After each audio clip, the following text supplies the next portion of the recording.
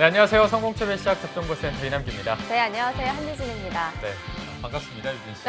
오랜만에 뵙는 것 같네요. 하루밖에 안 나왔는데 네. 제 자리가 조금 많이 크더라고요. 말씀을 안 하시네요. 굉장히 크게 느껴져서 네. 어제 살짝 좀 칙칙한 느낌도 나고 힘들었는데 오늘 또 유진 씨와 함께 더 알차게 좀 채워보도록 하겠습니다. 네. 자, 지금 뭐 구직자분들 면접에서 떨어진 분들도 있고 아니면 그냥 그 경쟁 자체 때문에 스트레스를 많이 받는 분들이 계실 것 같은데 구직자 10명 중에 8명이 취업 스트레스를 받고 있다고 하는데 뭐 거의 다 받고 있다고 네. 생각하셔도 될 것 같습니다. 혹시 뭐 유진 씨는 스트레스를 푸는 본인만의 방법이 이런 게 있나요? 당연하죠. 어떤 거죠? 저 같은 경우는 매운 음식을 아. 먹는 걸로 스트레스를 푸는데 네. 또 최근에 같이 일하는 친구가 매운 음식 중에 하나를 추천해 줬어요. 틈새 라면이라고. 틈새라면. 네, 그래서 제가 어저께 굉장히 스트레스를 받아서 틈새 라면을 먹어보려고 했는데 사는 걸 실패해서 틈새 라면 혹시 보이시면 좀 쟁여주시기 바랍니다. 알겠습니다. 거의 협박 아닌가요, 이 정도면? 양껏 사놓겠습니다. 네, 감사합니다. 남기 씨는 어떤 걸 하시나요? 저는 네. 예전에는 운동하는 걸로 풀곤 했는데 요즘에는 그냥 가만히 있는 게 좋더라고요. 가만히 그냥 그쵸. 침대에 내가 좋아하는 공간에서 좋아하는 웹툰을 보거나 영화를 보거나 하면은 스트레스가 풀리는데 실제로 취준생들 사이에서는 유진 씨의 그 해수법이 1위를 차지했습니다. 그거 봐요. 맛있는 걸 네. 먹으면서 스트레스를 푼다. 이 방법이 1위를 차지할 만큼 각자만의 방식으로 또 푸는 방법이 있는 것 같습니다. 맞습니다. 이렇게 맛있는 음식을 온전히 날 위해서 먹어주는 게 또 자존감을 높이는 행위라고도 합니다. 네. 하지만 취준생들 같은 경우는 늦게까지 또 공부하다 보니까 이게 늦은 시간에 먹게 되면 야식으로 또 이어지고 또 과식하게 될 수도 있잖아요. 그러니까 적당히 조절해서 드시는 것도 잊지 마시기 바랍니다. 네, 오늘은 저희 방송 보시면서 스트레스 푸시길 바라고요. 화요일 접정보센터 지금 바로 출발합니다.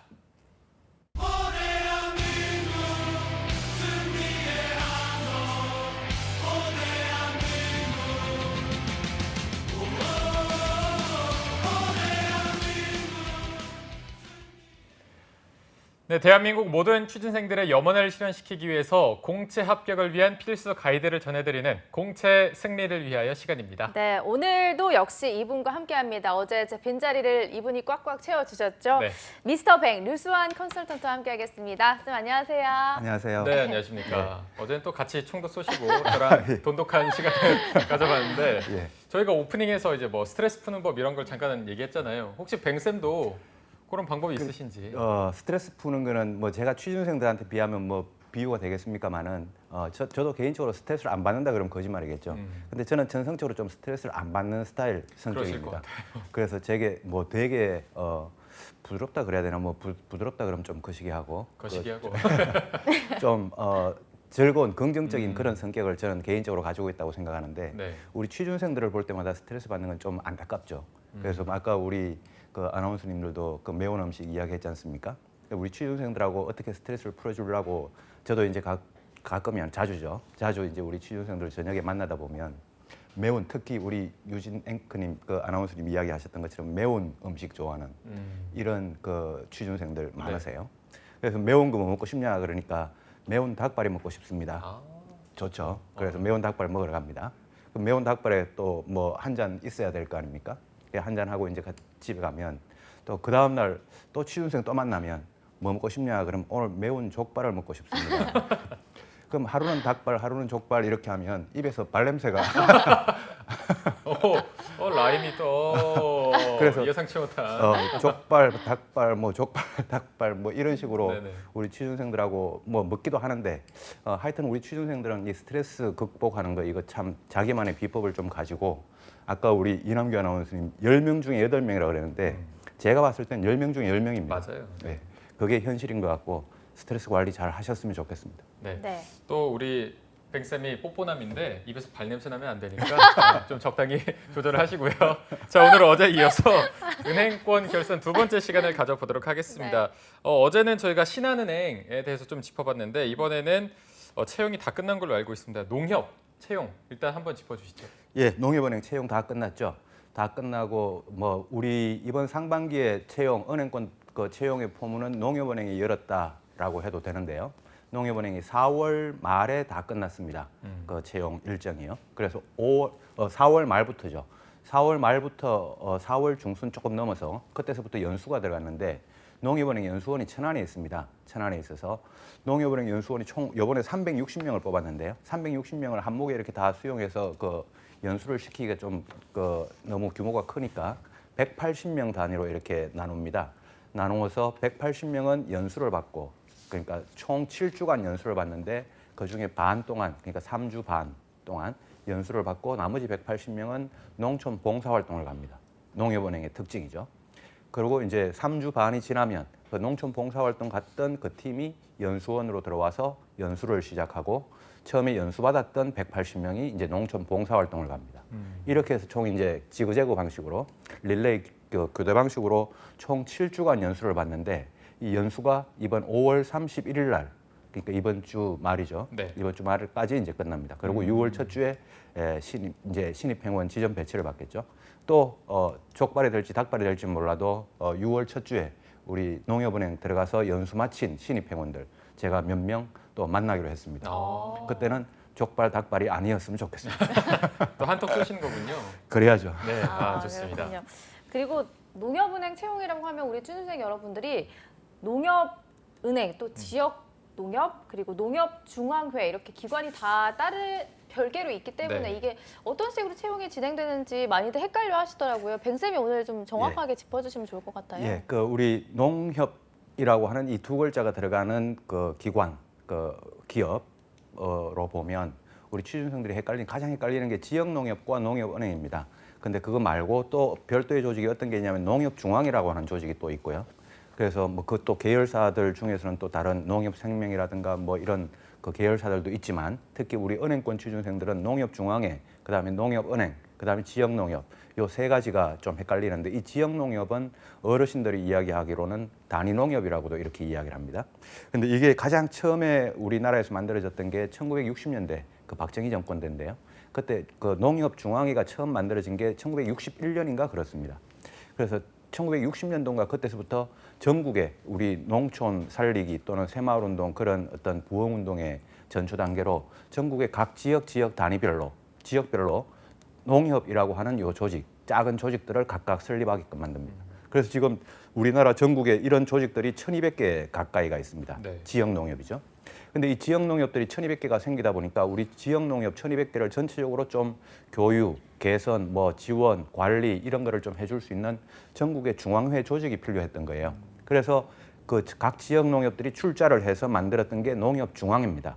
농협중앙이라는 조직, 지금 서대문에 본사를 두고 있죠. 이 농협중앙회를 만들고 이 농협중앙회에서 별도의 뱅킹 업무를 하는 어떤 기구를 만드는데 그게 농협은행이었습니다. 농협은행이었고 그래서 농협은행은 2012년도에 농협중앙회에서 별도로 분리해서 나와서 농협금융지주 계열사로 들어가면서 농협은행으로 돼 있고요.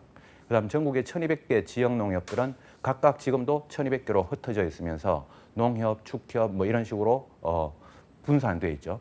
그래서 농협은행이라고 하면 이거는 대기업이에요. 대기업인데 지역 농협이라고 하면 이거는 그 지역에 근거를 두고 있는 작은 중소기업, 소기업들입니다. 그래서 지역 농협들은 소기업이고 농협은행은 대기업이라고 하는 측면, 이런 측면에서 좀 다른 점이 있고 그 전국에 있는 1,200개 지역 농협은 별도의 채용을 내고 또 별도의 채용을 내는데 농협중앙회를 또 빌려서 낼 때도 있습니다. 네. 그래서 농협은행하고는 그런 점이 좀 다르죠.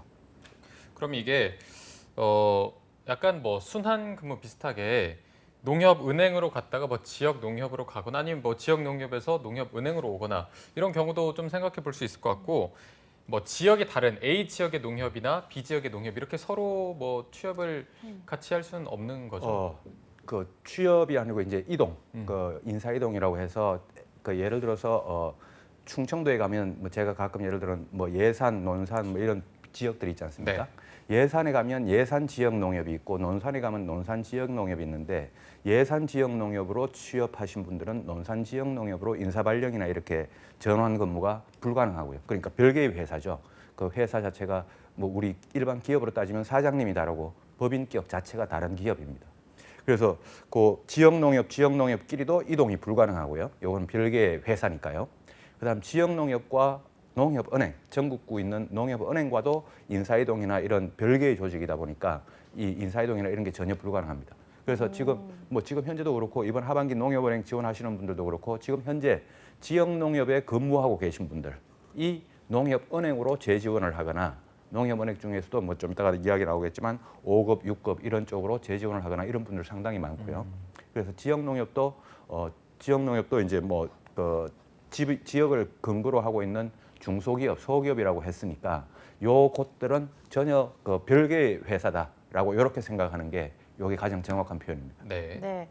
그리고 농협은행과는 별도로 지금 지역 농협도 채용이 진행 중이라고 알고 있는데 이번 상반기 지역 농협은 어떤 상황인가요, 지금?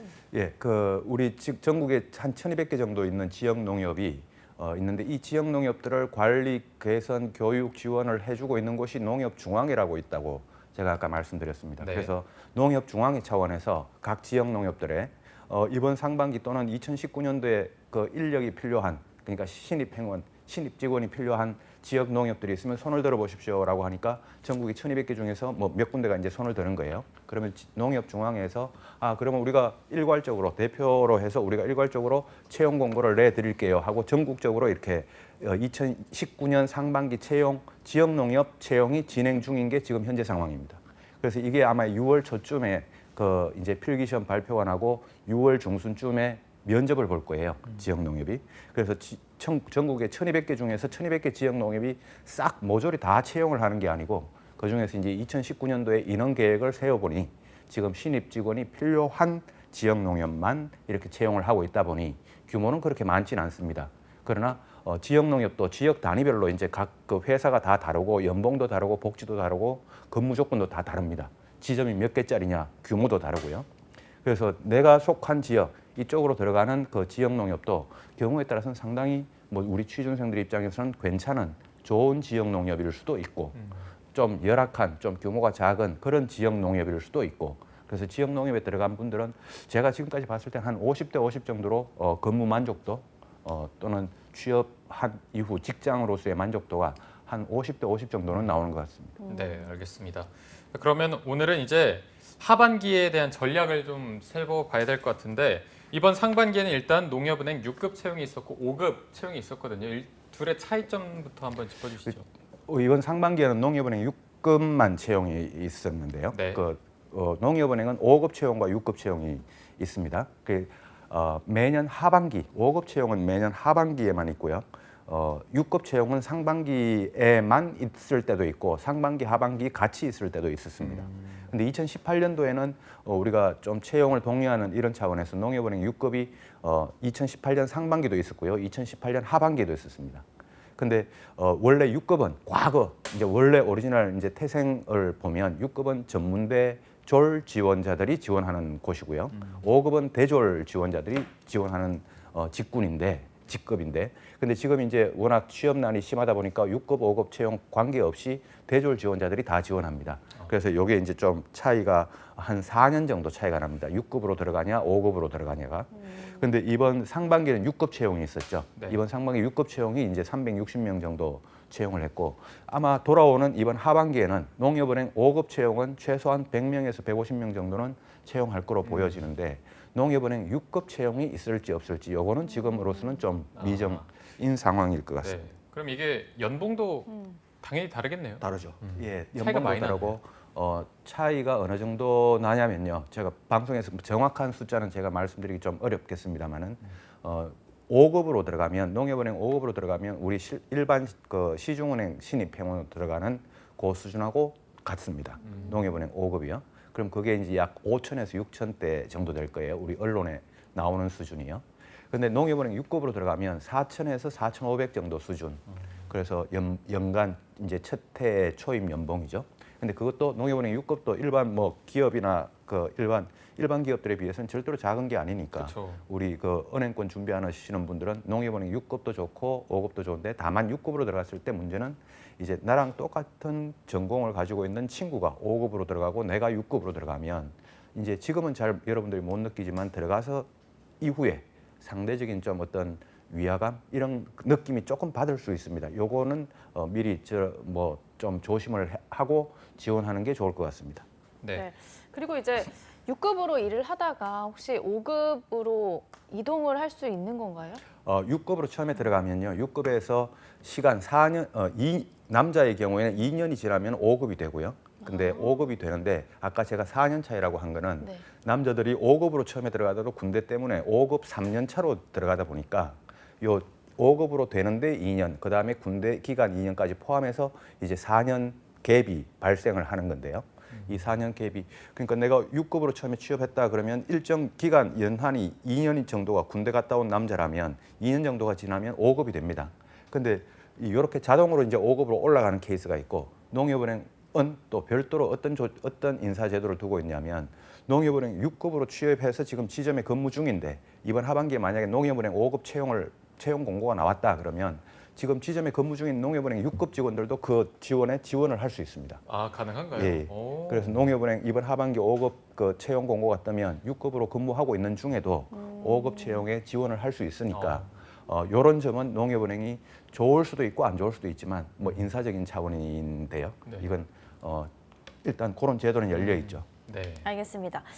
뭐 아까 6급 채용 하반기에 이루어질지 안 이루어질지 이런 것들을 짚어주시긴 했는데 채용 규모에 대해서도 네. 어느 정도 열릴지도 짚어주시죠. 어제도 우리 신한은행 편에서 그 채용 전체 작년 연간 채용 규모하고 신한은행이 얼마나 채용하고 있는지를 한번 봤는데 네. 오늘도 우리 농협은행을 한번 보면요. 아까 우리 그 그래픽이 나와 있었죠. 작년 상반기 하반기 다 합해서 은행권 연간 약 3,400명 정도 채용을 했었습니다. 근데 작년에 이제 농협은행 같은 경우가 이제 연간 700명 정도를 채용을 했죠.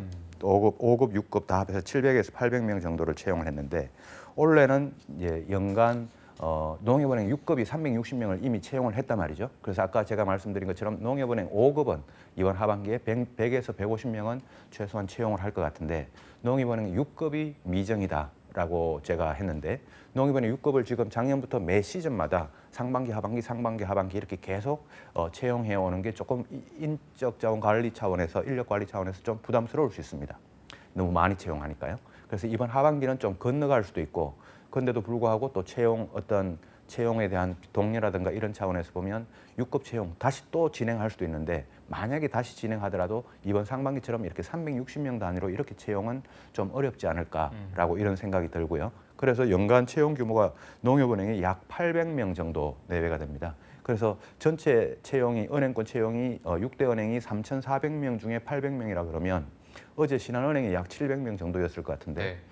농협은행이 더 규모가 큰 거죠. 그만큼 이제 어떤 특수은행으로서 어떤 사회에 대한 책임과 역할 그런 측면도 있고 또 은행 자체가 규모가 크다 보니 또 지점을 또 농촌 지역에 지점이 많다 보니 이렇게 채용 규모가 클 수밖에 없어서 올해 하반기에도 제가 생각할 때는 농협은행 6급 채용이 있을 거라고 생각을 하고요.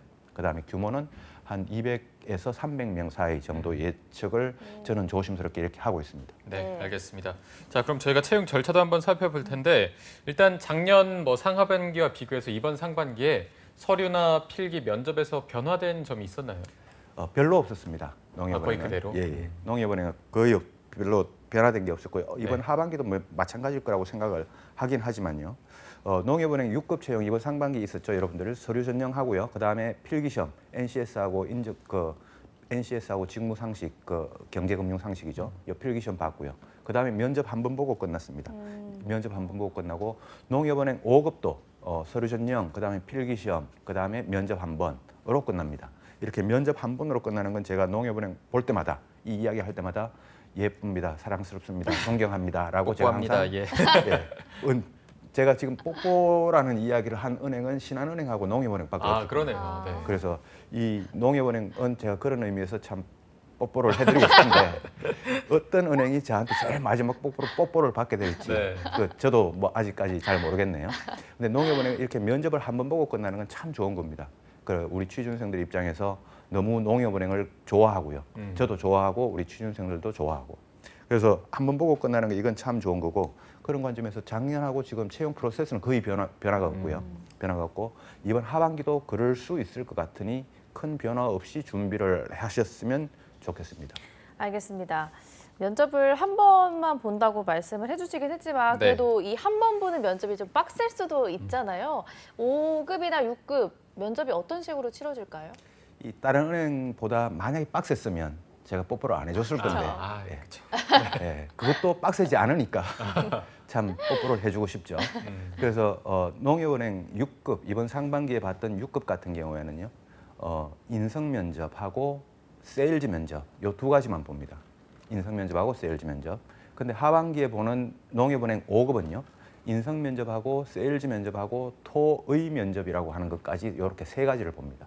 그래서 농협은행 6급은 그러니까 뭐 오전이면 오전, 오후면 오후 이렇게 한나절만 면접을 보면 되고요. 농협은행 5급 같은 경우에는 하루가 걸립니다. 농협은행 5급은요. 그럼에도 불구하고 이제 한 두 종류 또는 세 종류만 보니까 요 면접 종류가 다른 은행들에 비해서는 절차가 좀 덜 빡세고 좀 간소하고 그래서 우리 취준생들 입장에서는 좀 감사하죠. 그래서 농협은행 면접도 그렇게 빡센 편은 절대로 아닙니다. 네. 이게 일단은 공통적으로 보는 게 세일즈 면접이랑 인성 면접이 있는데 세일즈 면접이 어떤 그 상황을 주고 거기서 뭐 대처를 하는 그런 면접인가요? 그렇습니다.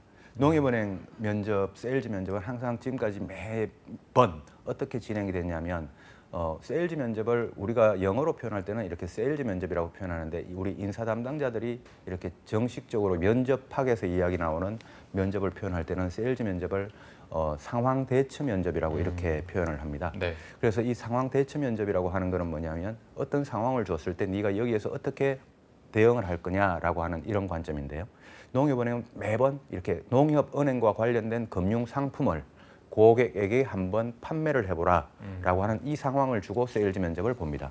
그래서 그렇다고 여러분들이 농협은행 상품, 금융 상품을 지금부터 공부할 필요가 있다. 그건 절대로 아닙니다. 그건 안 하셔도 되고 다만 농협은행 이 세일즈 면접을 잘 보기 위해서는 저는 어떤 경험을 했으면 좋겠냐면 그냥 알바를 세일즈하는 알바를 한번 해보는 게 가장 낫지 않을까.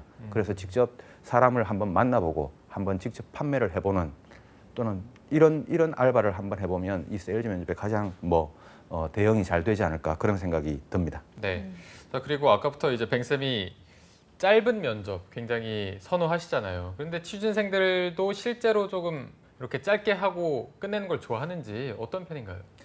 당연하죠. 우리 취준생들은 제가 오프라인으로 이렇게 만나면서 면접이 예를 들어 기업은행 같은 경우에는 이제 1박 2일 합숙 면접을 봅니다. 근데 기업은행 합숙 면접을 앞둔 그러니까 필기시험까지 합격한 친구들은 그래도 기업은행이 사랑스럽죠. 당연히 나를 붙여준 은행이니까요. 1박 2일 합숙 면접을 가야 되지만 그래서 그래도 기업은행 합숙 면접 이거는 넌 어떻게 생각하냐 하면 이거는 좀 고쳤으면 좋겠습니다라고 이야기하는 학생들이 대부분입니다. 기업은행 면접 보러 가는 학생들 중에.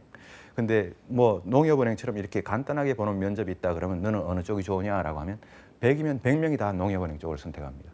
그래서 취준생으로서는 빨리 결과가 나오는 그러니까 자꾸 이 취준이 길어지는 이거에 대한 어떤 스트레스가 되게 크다 보니까 빨리 어떤 일정이 마치는 이런 채용 프로세스를 가지고 있는 농협은행을 좋아하고 이거는 좀 제가 생각할 때는 다른 은행들도 좀 농협은행 방식을 좀 도입을 하는 것도 좋지 않겠나라고 하는 개인적인 조심스러운 의견도 좀 표현해보고 싶습니다. 네. 제가 좀 그럼 개인적으로 궁금한 게 면접도 한 번에 끝난다고 하면 어디에 좀 채용에 비중을 두고 있다고 보면 될까요? 당연히 농협은행 직원으로서의 인재상 이게 정답이겠죠. 농협은행으로서의 인재상. 그래서 제가 면접에 대해서 얼마든지 하루 종일 이야기를 할 수도 있는데 면접에 대해서는 크게 두 가지 정도가 있습니다. 기업은행 방식대로 이렇게 좀 학생들한테 시간을 많이 주고 학생들이 좀 뛰어노는 걸 보면서 학생들을 평가를 해야 충분한 평가를 할 수 있다라고 생각하는 이 입장이 하나가 있고요. 또 한쪽은 뭐냐면 그렇게 많이 줘봤자 학생들만 피곤할 뿐이다.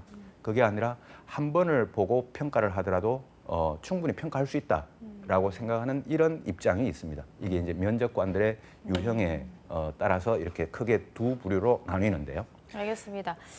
아까 채용에 있어서 큰 변화가 없었다라고 말씀을 해주셨는데 그럼 네. 자소서 문항에도 특별한 변화 같은 게 없나요? 자소서 문항도 별로 변화가 없습니다. 자소서 문항도 별로 변화가 없어서 다만 이제 좀 지역에 대한 특징 이런 거를 좀 알았으면 좋겠다라고 하는 이런 어떤 자소서의 특징이 있고요. 그 다음에 농협은행 입행을 위해 꾸준히 노력한 점이라고 하는 요 질문이 이번에 나오기 시작을 했습니다. 그 이번 2019년 상반기죠. 농협은행 입행을 위해 꾸준히 노력한 점이 뭐냐? 그 다음에 지원한 지역에서 농협은행의 경쟁력 강화 방안이 뭐냐라고 하는 이런 질문들이 좀 우리 취준생들 입장에서는 어려운 질문인데요. 요 질문들에 대해서만 좀 미리 준비를 한다면 자소서 문항에서는 과거나 지금이나 큰 변화가 없고 다만 농협은행에 대한 관심도를 묻는 요 질문들이 좀 나오고 있는 추세니 이번 하반기 지원을 하시려면 요 질문들에 대해서 좀 미리 준비를 하는 거는 충분히 도움이 되겠다라고 보여집니다. 네, 일단 그 지원한 지역에 대한 관심과 뭐 특징을 잡아내는 이런 게 필요할 것 같고요. 어쨌든 이번 하반기에도 자소서를 써야 될 텐데 이때 좀 주의해야 될 점이 있다면 어떤 게 있는지도 한번 짚어주시죠. 예, 이번 하반기에 이제 우리 농협은행 5급이든 6급이든 지원하는 지원자분들은 항상 이게 닥치면 여러분들이 걱정을 하게 됩니다. 지금 이 방송을 계신 분들은 조금 미리 준비를 하셔서 닥쳤을 때 걱정을 좀 덜하는 그런 준비가 됐으면 좋겠고요. 네. 일단 가장 좋은 거는 지금 상반기 6급 자소서죠. 이 문항을 미리 한번 적어보는 이 연습을 한번 해보시면 좋겠습니다. 특히 농협은행이 이 적부 시스템을 도입하고 있는 은행이 아니지 않습니까? 적부 시스템이라고 하면 그냥 서류 전형 없이 다 필기시험 기회를 주는 건데 이 기회를 주는 게 아니라 서류 전형을 정상적으로 하기 때문에 자소서를 잘 적어야 됩니다. 그래서 첫 번째는 농협은행 6급 자소서를 한번 직접 적어보라 요거고요. 두 번째는 농협은행이나 근무하고 계시는 선배나 이런 분들 아는 분들 계시면 좀 물어보고 좀 도움을 받아보라 이런 조언도 드리고 싶고요. 그다음 세 번째는 지원한 지역에 대한 관심. 이 지역에서 농협의 발전 방안 도 좋고 지역의 어떤 농촌 사회의 발전 방안도 좋고 이 지역에 대한 관심을 좀 가지는 시간을 하반기까지 여러분들이 매일 가지긴 어렵지만 그 관심을 분명히 있고 없고의 차이는 분명히 있으니까 어제도 말씀드렸듯이 실천을 좀 해보셨으면 좋을 것 같습니다. 알겠습니다. 그리고 그 외에 자소서 부분에서 좀 2019년도만의 특징이 있다면 어떤 게 있을까요? 그렇죠. 아까도 말씀드렸던 것처럼 이제 지원한 지역에 대한 관심 요것과 그다음에 올해부터 이제 아까도 말씀드렸던 것처럼 올해부터 새로 나온 질문들 중에 좀 어려운 질문들이 있었습니다. 그게 뭐냐면 농협은행 입행을 위해 꾸준히 노력한 점, 그다음에 지원한 지역에서의 농협의 경쟁력 강화 방안 이런 질문들인데요.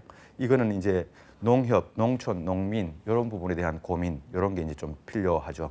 그래서 특히 우리 농협은행 6급 같은 경우에는요. 농협은행 5급은 전국구로 이렇게 최종 합격하면 배치 발령이 이루어집니다. 근데 농협은행 6급 같은 경우에는 합격을 하게 되면 여러분들이 5년에서 7년 정도는 해당 지역에서 근무를 해야 됩니다. 그러면 해당 지역에 대한 정보나 어떤 고민이나 어떤 그 연구 노력 같은 거는 필수라고 할 수 있으니까 해당 지역에 대한 어떤 공부 이런 거를 이번 여름에 꼭 한번 해보시는 게 이게 농협은행 자소서 적고 농협은행 취업 준비하는 데는 가장 필수적인 어떤 방법 중에 하나가 아닐까라고 보여지니까 해당 지역에 대한 공부, 자기만의 공부 꼭 한번 실천해 보셨으면 좋겠습니다. 네, 아까 뱅쌤이 면접에서 좀 짚어주시긴 했는데 우리 취준생들이 어떤 식으로 대비를 하면 좋을지까지도 알려주시면 좋을 것 같아요. 그렇죠. 우리 농협은행 면접도 그렇게 이제 그 막 세분화된 그런 면접이 아니고 인성 면접, 세일즈 면접, 토의 면접, 5급 같은 경우에요. 6급은 인성 면접, 세일즈 면접 이렇게 두 가지니까 그냥 우리 취준생들이 준비할 때는 면접을 준비할 때는 인성 면접은 크게 준비할 거 없고요. 여러분들 스스로 마인드 컨트롤만 하는 게 인성 면접이고 세일즈 면접은 아까 제가 알바 같은 거를 한번 추천을 했었는데요. 알바 이외에도 여러분들이 세일즈 면접이나 이런 토의 면접 같은 경우에 도움을 받으려 그러면 여러분들끼리 농협은행 취준생들끼리 취업 스터디, 면접 스터디를 해보는 거를 저는 크게 추천을 합니다. 여러분들이 스터디를 하면서 같이 어울려서 이렇게 준비를 하는 거 그게 생각보다 많은 도움이 됩니다. 그래서 취업 스터디 꼭 한번 해보시기 바랍니다. 네, 일단 자소서도 그렇고 면접도 그렇게 큰 변화는 없는 것 같아서 해오시던 대로 준비를 좀 잘 해주시면 될 것 같고요. 어제 뱅쌤이 신한은행에 있어서 좀 중요한 키워드를 짚어주셨잖아요. 뭐 변화, 도전, 디지털, 글로벌 이 정도로 짚어주셨는데 농협도 그런 키워드를 짚어주시면 더 뭐 자소서나 면접에서 도움이 될 것 같거든요. 예, 어제 네 단어를 다 기억하고 계십니다. 어제 저희 또 둘이 돈독한 시간을 보냈기 때문에 집중하고 있었습니다. 예, 그 어제 신한은행 편에서 그 이 네 가지 키워드를 가장 빠른 선도하는 은행으로 신한은행을 이제 칭찬하는 그런 시간이 있었지 않습니까? 근데 제가 어제 무슨 말씀을 드렸냐면 이 은행권 전체가 그런 방향으로 가는 것까지는 문제가 없다라고 했는데 그 속도가 다만 신한은행이 제일 빠를 것 같다라고 했고요. 그런 관점에서 농협은행도 그렇게 가고 있습니다. 가고 있고 가야 되고요. 근데 농협은행은 그 특징의 강도가 신한은행보다는 좀 약하다고 보여지고요. 다만 농협은행의 키워드는 농촌, 농민입니다. 농촌 사회, 농민 사회입니다. 이 농민 사회가 지금 어떤 갈등과 이슈를 겪고 있냐, 또 어떤 뭐 해외 이주자들이 우리 농촌 사회로 들어오면서 어떤 사회적 문제를 만들어내고 있냐라고 하는 농촌 사회 이슈, 또 농가 소득을 어떻게 5천만 원 이상 달성할 수 있을 것이냐라고 하는 이 농촌 사회에 대한 관심, 이게 농협은행에서는 또 다른 키워드니까 디지털, 변화, 도전, 글로벌이라고 하는 거는 기본으로 하시고 농협은행에서는 농촌 사회에 대한 내용, 이 부분은 강조되어도 지나침이 없을 것 같습니다. 네. 그럼 이런 농촌이나 농민, 지역 이런 키워드들에 대해서 취준생들이 미리 준비를 하면 좋을 것 같은데 어떤 식으로 대비를 하는 게 좋을까요? 그렇죠. 제가 농협은행과 관련해 가지고 이제 나올 때 그 농협중앙에도 포함해서요. 나올 때 항상 하는 말이 그때 제가 이런 신문 기사 신문 종류죠. 뉴스 미디어 쪽이죠. 이 신문 종류를 쭉 한번 불러드렸던 방송에서 불러드렸던 적이 있었는데요. 농민신문, 한국농정신문, 뭐 농어촌신문 종류가 한 10가지가 됩니다. 근데 그중에서도 특히 농민신문 이거 하나만이라도 우리 취준생분들이 좀 관심을 가지고 봤으면 좋겠고 뉴스 기사를 읽고 우리 지금 농촌 사회에서 어떤 이슈가 있냐, 어떤 사회적인 갈등이나 이슈나 뭐 요구되는 사항이 있냐, 요거를 보고 여러분들이 하루에 한 줄도 좋고 두 줄도 좋고 세 줄도 좋고 분량이 많지 않아도 되니까 그 기사 내용과 함께 나의 생각을 간단하게 좀 적어보는 요 훈련을 하면, 특히 이번 하반기에 농협은행 5급 지원을 하면 논술 시험이 있습니다. 논술 시험에도 반드시 도움이 되니까 하루에 한 번이 아니어도 좋고 이틀에 한 번 정도라도 신문의 뉴스 기사를 보고 3줄에서 5줄 사이 요 기사를 적어보는 요 훈련을 해보시면 농촌 사회에 대한 관심도 높아지고 그다음에 글 적는 훈련도 되고 또 취업 준비도 되고 농협은행에 대해서요. 요 훈련은 여러분들한테 농협은행 취업에 대한 아주 지름길 중에 지름길이다라고 보여집니다. 네. 그리고 아까 저희가 필기 전형에 대해서 살펴보다가 이제 필기가 경제, 금융, 상식과 NCS 이게 공통적이고 5급은 여기에 논술을 네. 보게 되는데 논술에 대한 준비도 좀 필요할 것 같거든요. 그렇죠. 제가 금방 말씀드렸던 요 방식으로 농민신문이나 이런 게 보고요. 작년 하반기가 아니고 이번 그 상반기 농협중앙의 논술 주제로 이런 주제가 나왔습니다. 그 빅데이터, 소위 4차 산업혁명과 관련된 내용이죠. 빅데이터와 농업의 활용 방안, 빅데이터를 이제 농업에 어떻게 활용할 것이냐라고 하는 이 주제가 논술 주제로 나왔는데 농협은행 5급이 이제 논술 시험을 봅니다. 농협은행 5급이 논술 시험을 보니까 농협은행 5급에서 논술 준비를 하기 위해서는 사회적인 이슈, 그다음에 농촌 사회 이슈, 그리고 작년 하반기는 반농 반X라고 하는 이 주제가 나왔었죠. 이 주제를 가지고 제가 아까 말씀드렸던 3줄에서 5줄 사이 이렇게 짧게 의견을 적어보는데 논술 시험 바로 직전까지 계속 3줄, 5줄 적으면 안 되고요. 그때는 분량을 좀 늘려야 됩니다. 그래서 3줄, 5줄에서 10줄, 20줄, 30줄 이런 식으로 분량을 좀 늘리는 훈련, 그리고 농민신문을 좀 가까이 두는 훈련. 요 훈련은 논술 시험 대비해서는 가장 최적의 준비 방법이 될 것 같습니다. 네. 네, 알겠습니다. 오늘 어제 신한은행에 이어서 오늘 농협은행까지 짚어봤는데 마지막으로 우리 취준생들에게 백쌤의 신의 한 수까지 들어보겠습니다. 예, 지금 우리 그 농협은행 연수 지금 마지막 주죠. 6급 마지막 주 연수 잘 받으시고 또 특히 하반기 농협은행 5급, 6급 준비하시는 분들은 오늘 말씀드렸던 거 참고하셔서 잘 준비하셨으면 좋겠고요. 오늘 제가 여러분들한테 말씀드렸던 핵심은 뭐냐면 농촌 사회입니다. 농촌 사회 그리고 농업 그리고 농협, 농촌, 농업, 농협 이 3가지 키워드를 가지고 주기적으로 포털 사이트에서 검색하는 습관을 복합 검색으로 하는 습관을 들여놓으시면 이번 하반기 여러분들 취준 꼭 성공하시리라 믿습니다. 네, 알겠습니다. 자, 오늘 도움 말씀 주신 커리어 칼리지의 류수환 컨설턴트와 함께했습니다. 고맙습니다. 고맙습니다. 네, 잡정보센터 1부는 여기서 마무리해 보도록 하고요. 잠시 후 2부에서는요. 일자리 방방곡곡이 준비되어 있고요. 네, 그리고 명실상부 잡정보센터 최고의 취업 컨설턴트죠. 차재훈 코치님과 함께하는 코너 스펙 감별사도 준비되어 있습니다. 네, 저희는 잠시 후에 뵙겠습니다. 채널 고정!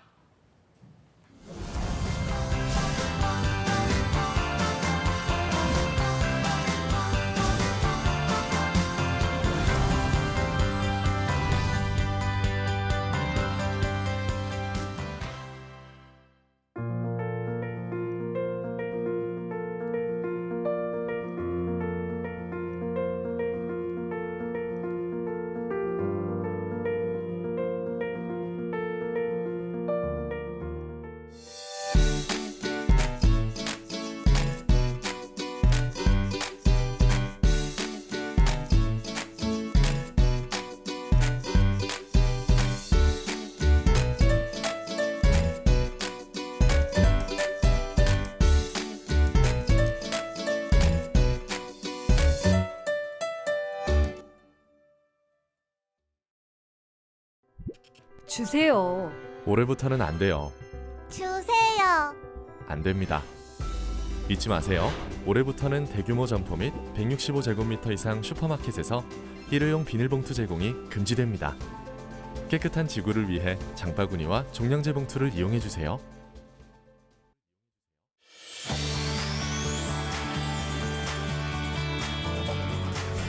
한국 직업 방송을 보면 취업이 보입니다.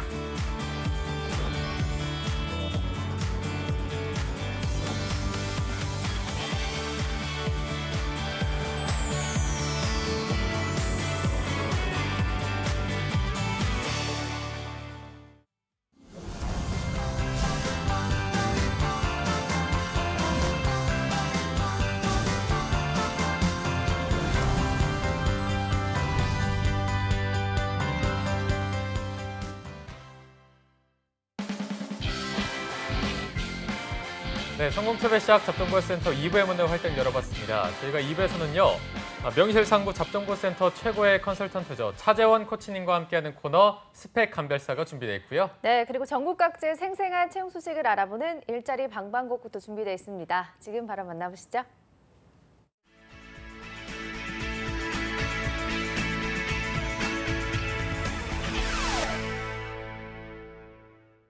네, 매일매일 전국 각지의 생생한 채용 정보를 알아보는 일자리 방방곡곡. 오늘은 부산 고용센터의 노혜윤 주무관님 연결해 보겠습니다. 주무관님 안녕하세요. 안녕하세요. 부산 고용복지플러스센터 노유은입니다. 네, 오늘은 어떤 소식 가지고 오셨나요? 이번 주 소개해드릴 부산 지역 구인기업은 기장군 기장업 소재의 국립부산과학관입니다. 과학기술정보통신부 산하 공공기관으로 채용 분야는 간호사 1명을 채용합니다. 과학관 관람객의 안전 및 의료 지원 응급조치 업무를 수행할 무기계약직 모집으로 지원 자격은 초대조리사, 간호사 자격증 소지자 지원 가능하고 간호학 전공자, 컴퓨터 활용 능력 우수자, 실무 경력 1년 이상자, 응급실 6개월 이상 경력자, 영어 회화 가능자는 우대한다고 합니다. 주 5일 근무로 급여는 월 240만 원이며 복리후생으로 복지포인트, 명절상여금, 상조회 운영 등이 있다고 하니 참고하시기 바랍니다. 접수 마감일은 6월 8일까지이고 별도의 입사 지원서 양식이 있는 구인건이니 관심 있으신 구직자분은 워크넷 확인 후 공고문을 잘 확인하시고 구비서류를 준비하여 사업장으로 온라인 지원해보시기 바랍니다. 네, 간호사 한 분을 채용하는 구인건으로 간호사 자격증 소지자만 가능하다고 하니까요. 참고해서 지원해 주시기 바랍니다. 네, 주무관님 다음 소식도 바로 알아볼까요? 다음으로 소개해드릴 기업은 사천시 산안면 소재의 한국경남 태양유전 주식회사입니다. 전기전자 부품 제조기업으로 채용 분야는 생산관리 사무원 1명을 채용합니다. 생산, 출하, 납기 관련 사무 업무 및 일본 고객사 대응 업무를 수행하며 지원 자격은 대조리상, 경력은 무관하게 지원 가능하고 일본어 능력 우수자, 컴퓨터 활용 능력 우수자, 보훈 취업 대상자, 청년층은 우대한다고 합니다. 주 5일 근무로 급여는 월 280만 원이며 복리후생으로 통근버스, 자녀 학자금 지원, 주택자금 지원, 직원 대출 제도 등이 있다고 하니 참고하시기 바랍니다. 접수 마감일이 5월 31일까지이고 현재 진주고용센터에서 채용 대행 중이오니 관심 있으신 구직자분은 워크넷 확인 후 이력서, 자기소개서를 준비하여 이메일 지원을 서둘러 주시기 바랍니다. 네, 경력이 무관한 구인건으로 생산관리사무원 한 분을 채용하고 있습니다. 관심 있는 구직자분들 우대사항과 마감일 맞춰서 지원해 보시기 바랍니다. 네, 주무관님 오늘 소식도 고맙습니다. 고맙습니다. 네, 다음은 전주로 가보겠습니다. 전주의 이효순 주무관님 안녕하세요.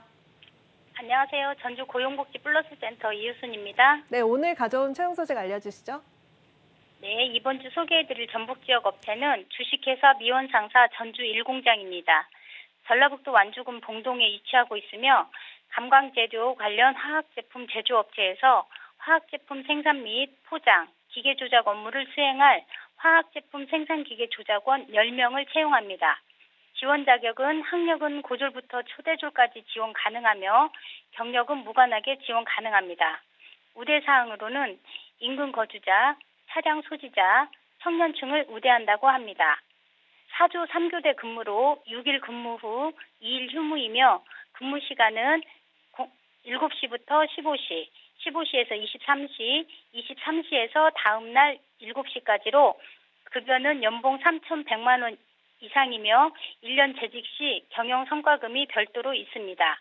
복리후생으로는 자녀 학자금 지원, 주택자금 지원, 우리사주제도, 카풀제도 등이 있습니다. 부임 마감일이 5월 31일까지이므로 지원을 희망하시는 분은 워크넷에 등재된 이력 입사 지원서를 작성하신 후 고교 생활기록부와 함께 채용 담당자 메일로 접수해 주시기 바랍니다. 네, 경력이 무관한 구인건으로 화학제품 생산 기계 조작원 총 10명을 채용하고 있습니다. 관심 있는 구직자분들 많은 지원 바라겠습니다. 네, 주무관님 다음 소식도 바로 알아볼까요? 다음에 소개해드릴 채용 정보는 사회복지법인 아람 어린이집입니다.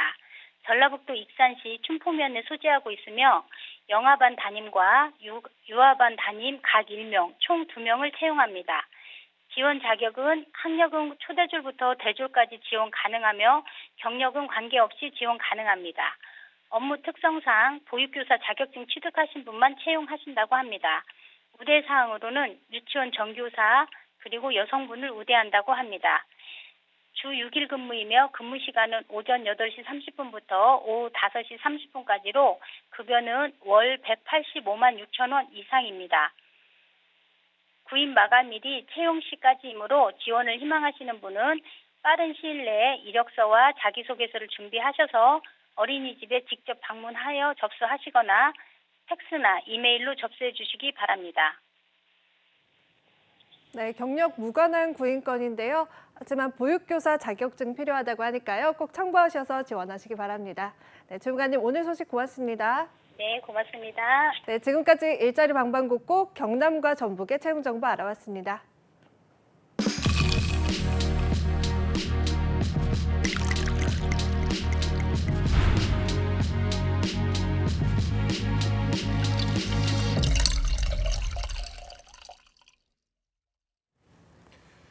네, 답답하고 막막한 취업 현실, 취준생들이 기댈 곳은 없고 할 수 있는 거라고는 스펙 쌓기밖에 없습니다.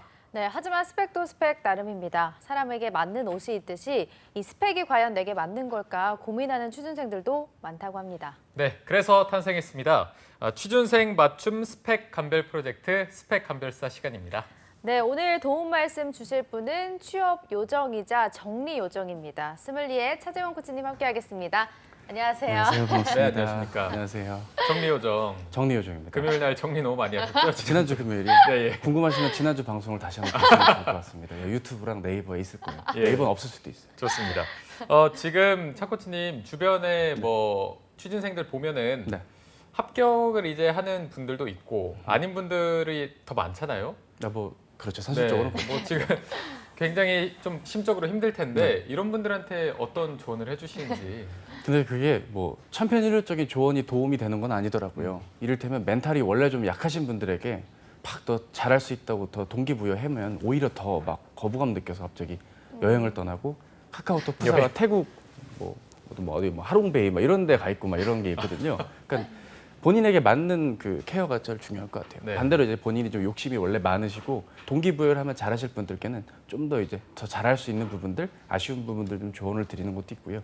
특히 어제 삼성이 이제 최종 결과가 나왔잖아요. 삼성전자 같은 경우 이제 많은 분들, 특히 이제 제가 예전에 뭐 강의를 했던 학생분들이 현직을 다니면서도 이제 취업을 하시는 분들이 계시더라고요. 그런 분들 중에도 또 붙고 떨어지는 분들이 있는데 아무쪼록 본인이 노력한 만큼의 결과니까 조금 덜 노력한 부분은 본인에게 맞는 방법과 주변의 어떤 조언 받아서 성공 취업을 꼭 하셨으면 좋겠습니다. 알겠습니다. 네. 자, 그리고 또 오늘도 수고해주신 2부의 도우미 신세미 캐스터도 함께합니다. 어서 오십시오. 안녕하세요. 네, 안녕하세요. 네. 그리고 신세미 캐스터도 어린 나이에 취업을 하다 보니까 주변에 친구들이 네. 아직 취업을 못한 친구들도 있을 것 같아요. 네, 그렇죠? 아직 준비하고 있는 음. 친구들이 있습니다. 뭐 요즘에는 뭘 해야 될지도 모르는 사람들도 많기 때문에 친구들한테 혹시 뭐라고 조언을 해주시나요? 친구들 만나면 이제 뭐 신세 한탄을 먼저 들어주고요. 뭐 부족한 점이 있다면 저는 우리 방송을 보라고 얘기를 하고 정말요? 네. 오. 그리고 뭐 필요한 게 있으면은 제가 뭐 물어봐 주겠다, 여쭤봐 주겠다 이런 얘기하고 있습니다. 정말 좋은 친구네요. 정말 그렇습니다. 사실이었으면 좋겠네요. 사실 저희가 1년 넘게 질문 같이 했지 않습니까? 네네. 단 한 번도 질문 주신 적이 없어요. 아이고. 네. 여기서 이렇게 뼈를 때리시면 왜냐면 맞으니까. 그러니까 어. 주변 친구들이 완벽했기 때문에 아. 저한테 벼랑간의 질문은 없었던 것으로. 그리고 준비하는 친구들 있는데 그러니까요. 여쭤보려고 제가 항상 그러니까요. 거르고 있었거든요. 그러니까요. 여쭤봐도 될까요? 당연하죠. 끝나고 네. 제가 여쭤보도록 하겠습니다. 네, 알겠습니다. 오늘은 여쭤보시기를. 자, 그럼 신세미 캐스터가 스펙 감별사 신청 방법을 소개해 주시죠. 네, 이번 코너에서는 한국직업방송 잡정보센터와 네이버 카페 취업대학교가 함께하고 있습니다. 여러분들을 위해서 매주마다 차코치님과 함께 스펙에 관해 고민과 궁금증 해결해 드리고 있으니까요. 자신의 스펙에 관해 고민이 있다면 주저없이 취업대학교에 오셔서 많이들 신청해 주시고요. 또 신청해 주신 분들에 한해서는 방송 끝에 한 분을 추첨해서 소정의 작은 선물 드리고 있습니다. 끝까지 함께해 주시기 바랍니다. 네. 자, 그러면 오늘은 어떤 스펙에 관한 고민들이 있는지 바로 살펴보도록 하겠습니다. 첫 번째 신청글 신샘 캐스터 바로 읽어주시죠. 네, 첫 번째 아이디 용고님이고요. 27살 남자분입니다. 한림대학교에서 경제학과 전공했고요. 학점은 4.5 만점에 3.1, 또 토익 점수는 930점, 토스는 레벨 6 있습니다. 자격증은 운전면허밖에 없어요. 네, 그리고 경력사항은 병원 원무팀 인턴 2달 정도 했고요. 계획이 커말 1급을 준비 중이라고 합니다. 입사를 희망하는 곳은 중견기업 이상을 입사 목표하고 있고요. 이번 상반기 서류 20곳 중 2곳에 1차 합격을 해서 면접을 봤는데 모두 탈락했습니다. 다 제가 부족해서인 듯한데 스펙을 더욱 향상시켜 하반기에는 꼭 입사하고 싶습니다. 네, 알겠습니다. 토익 점수가 좀 꽤 많이 높고요. 네. 그리고 중견 기업을 희망하고 있지만 아직 자격증은 운전면허밖에 없다고 적어주셨는데 이분이 지금 스펙을 더 높여야 할지 고민이 있으신 것 같아요. 어떤 네. 조언이 필요할까요? 일단 이분께 드리고 싶은 얘기는 두 가지인데요. 일단은 그 중견기업 이상 입사를 목표한다 하셨잖아요. 학점이 좀 낮으세요. 그래서 이게 지금 중견기업은 가뜩이나 적은 TO로 사람을 뽑는데 학점이 낮으면 이제 입사하기가 좀 곤란하거든요. 3.1이네요. 예, 물론 이제 방법은 있겠죠. 이를테면 영어 말하기가 뭐 OPIC AL, IH나 AL 혹은 경력이 있는 상황이다. 근데 이제 또 관련 없는 원무팀 인턴이니까 병원 취업을 하시지 않고서는 사실 중견 규모 혹은 중소 규모의 회사를 들어가시기가 사실 좀 어려울 수도 있는 상황입니다. 차라리 학점에 대한 문턱이 낮은, 진입 장벽이 낮은 대기업에 오히려 도전을 하시는 게 맞습니다. 대기업 중에 점수를 보지 않는 곳, 그러니까 삼성그룹 계열사를 제외한 나머지 회사들에서 학점에 대한 중요도가 없거나 아예 블라인드로 보는 CJ그룹 같은 곳을 추천을 드리고 싶고요. 두 번째 부탁드리고 싶은 건 병원 업무팀 인턴 근무 경력이 있기 때문에 이분께서는 적극적으로 공공기관, 특히 보건의료 쪽과 관련된 공공기관으로의 지원을 추천을 드립니다. 왜냐하면 가산점, 즉 자기개발적인 영역에 가산점을 많이 주는 게 이쪽 부류의 공공기관들의 특징이기 때문입니다. 지금 커말 1급 준비한다 하셨는데요. 예, 잘하고 계신 거고요. 커말 1급을 빨리 따시고요. 그 밖에 한국어나 한국사, 조금이라도 가산점의 영역이 될 부분에 대한 학습을 하시는 걸 추천을 드리는데 일단은 개인적으로는 지난 4월 달에 대한적십자사가 사무직 채용이 있었습니다. 본인의 이 병원 업무팀 근무 경력을 살려서 뭐 민원인을 응대했던 과거 히스토리나 경력들이 분명 있으실 거기 때문에 대한적십자사 취업을 지원은 드리나 하반기에 채용할지 모르겠네요. 좀 늦더라도 내년 상반기까지 염두를 해두시고요. 본인의 가산점의 영역을 어디까지 내가 자격을 확보하는 게 좋을지를 한번 좀 어느 정도 스스로 견적을 좀 내보시는 자신만의 의사결정이 중요합니다. 내가 봤을 땐 가산점이 많은 게 나한테 유리할 것 같다 싶으시면 올 여름 방학 뭐 말미까지 9월이 오기 전까지는 어느 정도 자격 사항들을 어학, 말하기 그리고 한국어나 한국사 자격을 한번 취득하시는 것, 그리고 NCS 문제풀이를 통해서 본인이 문제풀이가 과연 얼마만큼 가능한지, 전공 필기를 통해서 본인이 경제학이니까 경제학 원론을 중심으로 미시 거시경제 중심의 학습을 통해 문제풀이까지 익혀주시는 노력을 병행하셔서 공공기관 취업이 더 빠르게 될 수도 있겠다는 생각을 좀 하게 됩니다. 기운 내셨으면 좋겠고요. 중견기업이 입사가 안 될 만한 이유가 좀 죄송하게도 있었다. 하지만 극복할 방향 또한 공공기관 중심으로 있다 말씀드립니다. 네. 네. 일단 뭐 두 가지로 진입 장벽이 낮은 대기업 쪽으로 들어가거나 아니면 뭐 공기업, 공공기관 이 부분은 경력상 이 인턴 2개월을 좀 살릴 수 있을 텐데 지금 시점에서 혹시 뭐 지원할 수 있는 기업이나 경력을 쌓을 수 있는 그런 기업이 혹시나 있을까요? 네, 없습니다. 없나요? 당장은 없습니다. 왜냐하면 예. 이게 좀 이 사연을 올리신 시점이 좀 한 1, 2주 전, 한 열흘 전일 겁니다. 본인이 어느 정도 지원을 했다 결과가 확인된 이후에 올리신 사연일 거니까요. 지금 시점에서는 오히려 전형별 대비에 좀 더 집중해 주시면서 7월 말 이후에 한시적으로 뜰 채용형 전환 인턴이라던가 중견기업 중에도 많이 뽑는 곳들이 좀 덜어 있거든요. 근데 그때는 지원을 영업으로 하셔야겠죠. 영업관리. 이를테면 뭐 도르코 같은 회사들, 뭐 아성 다이소 이런 어떤 유통 소비 그 소매 유통 제조 쪽에 어떤 영업 관리 쪽의 지원도 가능은 하지만 본인께서 전형에 필요한 자소서 준비를 또 하셔야 되는 게 있기 때문에 어떤 준비가 본인에게 유리한지 불리한지 판단하시면서 똑똑한 취업 준비하셨으면 좋겠습니다. 알겠습니다. 네. 자, 그럼 용고님 사연 여기까지 마무리하도록 하고 다음 두 번째 사연 살펴보겠습니다. 신세미 캐스터가 읽어주시죠. 네, 두 번째 사연은 아이디 이예진 이님이 보내주셨고요. 24살 여자분입니다. 전주대에서 경영과 금융보험 전공을 했고요. 학점이 꽤 높은데요. 4.0 학점 있습니다. 어학 점수는 토익 점수가 755점, 자격증은 전산회계 1급 있고요. 입사를 희망하는 곳이 삼성화재나 KB화재, 보험심사나 언더라이팅 직무를 원하고 있습니다. 하고 싶은 말은 열심히 하겠습니다. 네, 열심히 하겠습니다. 이분은 경력이 없고 대외 활동이 없고 토익도 약간 낮은데 학점이 조금 높은 네. 편인 것 같은데 좀 어떤 조언이 필요할까요? 앞에 분과는 상황이 반대입니다. 네네. 그러니까 이분은 전형에 대한 대비에 조금만 노력을 하시면 될 만한 그런 가능성이 있으신 분입니다. 학점이 모든 걸 말해주겠죠. 지금 이분에게 필요한 건 자격입니다. 제가 그동안 1년 넘게 이 코너를 진행하면서 자격증을 따라고 말씀드리는 경우가 극히 드물었는데 이분은 자격증을 빨리 취득하실 것을 부탁을 드립니다. 네. 일단 본인께서 보험 심사, 그러니까 보험금 지급액을 심사하는 쪽, 혹은 언더라이팅, 그러니까 이분이 보험가입, 그러니까 이분의 생명을 제외한 보험 부분에 가입을 해야 할지 말아야 될지 그 정해주는 언더라이터의 직무, 이 두 쪽으로 희망을 하시는 건데요. 전공 적합도가 있기 때문에 이를 뒷받침할 수 있는, 즉 학업 외쪽으로 뒷받침할 수 있는 자격 취득이 필요할 때입니다. 일단 CKLU라든가 AKLU 혹은 FKLU와 같이 그 보험 언더라이터에게 요구되는 기본적인 자격들이 있습니다. 뭐 대단한 무슨 손해 사정사라든가 뭐 더 어려운 자격들을 취득하라는 건 아니지 않습니까? 그러니까 본인께서 이쪽 직무에 관심이 있다는 걸 학업 외적으로도 보여주시는 자격 취득이 필요하실 거고 본인 또한 더 잘 이해하시리라고 봅니다. 근데 문제는 채용 규모가 그렇게 썩 많지가 않습니다.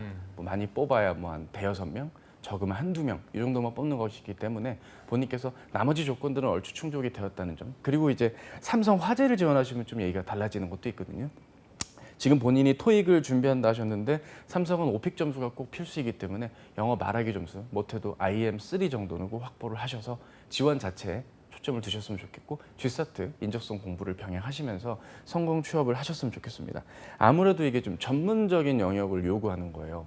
그러니까 예를 한번 들어볼게요. 지금 저희 진행을 하시는 우리 캐스터님들과 아나운서님, 뭐 이거 아나운서나 캐스터 되려면 뭐 자격이 필요할까요? 사실 자격증은 없습니다. 그러다 보니까 좀 더 다양한 노력들을 하실 때 뭐 경험이 많으셨다든지 경력이 있어야만 되는 그런 거 아니겠어요? 그러니까 이렇게 일반적인 취업에 가까운 좀 모호한 하지만 남들이 많이 선호하는 쪽의 일들은 아무래도 경쟁이 치열하고 해야 될 게 별로 다양하겠죠. 근데 지금 여기 보험 심사나 언더라이터 같은 경우는 지금 하셔야 될 게 상당히 많습니다. 자격을 철저하게 취득을 하는 것만 해결되신다면 이 상당히 많은 지식적인 부분에 대한 신뢰가 생기면서 성공적인 취업으로 이어질 수가 있을 것입니다. 기운 내셨으면 좋겠습니다. 네. 그런데 이분이 희망하고 계시는 그 뭐 삼성 화재나 KB 화재 이런 쪽은 네. 스펙에 관한 그 관해서 그렇게 깐깐하게 보지 않는 편인가요?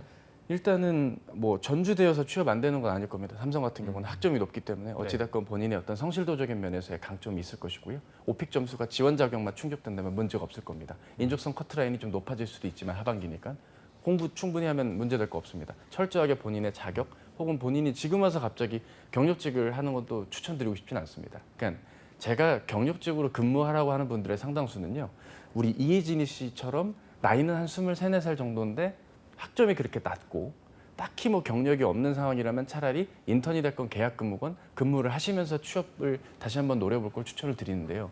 본인의 경우는 자격증을 제외하고 굳이 경력이 없더라도 일정 부분 어필이 되면서 26살 전까지는 좀 가능하면 지원을 하시면서 노려보실 걸 추천을 드리고요. 반대로 연령이 이제 27살이 넘어가실 그때는 이제 외국계 보험회사에서도 언더라이터 직무를 채용을 하는 경우들이 있습니다. 오히려 경력을 통해서 본인의 경력 이직을 노리는 그런 좀 단계별 취업이 필요할 텐데요. 굳이 어려운 길이 뭐 그 길이 틀렸다는 건 아니지만 빠른 성공 취업을 하실 수 있도록 본인이 잘 좀 준비하시고 자격증 빨리 챙기시고 영어 점수 대비하시고 적성 공부까지 같이 병행하시는 3단계 취업 단계 꼭 좀 부탁드리고 싶습니다. 네, 알겠습니다. 오늘은 저희가 전혀 다른 상황에 있는 두 분의 사연을 한번 살펴봤는데 이렇게 지금 취준생들이 각자 처한 상황이 다 다르잖아요. 지금 뭐 면접에서 떨어진 분들은 또 이제 자신의 상황에 맞게 잘 그 진로를 정해야 될 텐데 그때 좀 잘 이렇게 살필 수 있는 방법 같은 게 있을까요? 사실 대개 그렇게 살필 분들의 상당수 한 8할 정도는 주변 분들의 조언을 듣습니다. 하지만 그들의 조언이 절대 진짜가 아니거든요. 그냥 하면 돼. 뭘 그래. 이러면서 넘어가는 분들. 갑자기 저희 PD님이 떠오르는 제 말투였는데. 어찌됐건 여러분들이 기억하셔야 되는 건 단순히 어떤 주변의 값싼 위언을 듣기보단 좀 현실적이고 냉정한 판단을 해주셔야 된다는 겁니다. 면접 답변이 별로여서라기보단 그 답변 내용을 전하는 본인의 모습과 불안한 태도가 면접관에게 좀 부담을 줘서 떨어진 걸 수도 있는 거거든요. 좀 더 입체적으로 본인을 현실적으로 바라보시는 서류, 인적성, 그리고 면접 대비가 이루어질 때 좋은 결과가 있을 것입니다. 기운 내십시오. 네, 알겠습니다. 자, 오늘 도움 말씀 주신 차재원 컨설턴트 그리고 신세미 캐스터 두 분 고맙습니다. 고맙습니다. 네, 접정보센터 오늘 준비한 내용은 여기까지고요. 내일도 공채 승리를 위하여는 계속됩니다. 네, 저희는 내일 오전 10시에 웃는 얼굴로 찾아뵙겠습니다. 여러분 고맙습니다. 고맙습니다.